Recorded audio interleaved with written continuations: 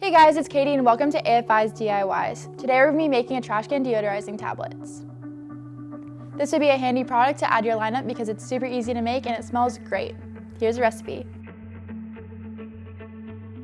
Let's get started by gathering together our supplies. You'll need a large mixing bowl, a spoon, a silicone mold, and a container to store your final product.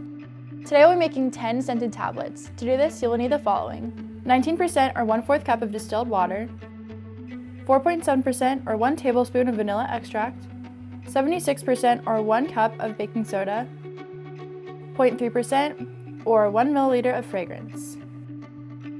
I went to the AFI library and picked out Lemon Blast. It's such a fresh and summery scent. With an endless amount of options to choose from, you can pick the fragrance that best suits your needs.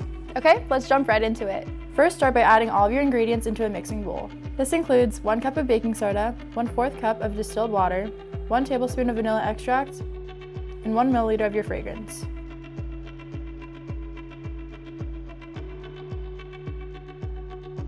Next, begin mixing until it's well combined.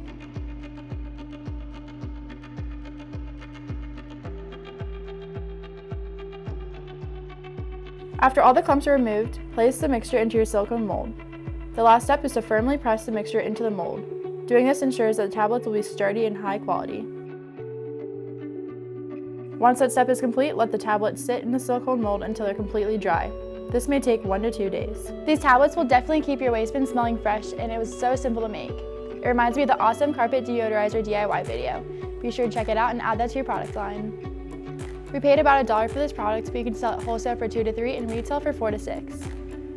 Thanks for watching another AFI DIY. I hope you enjoyed making this product. Hit the subscribe button down below so we can stay up to date with our new videos. I'm Kate and I'll see you guys next time. Bye!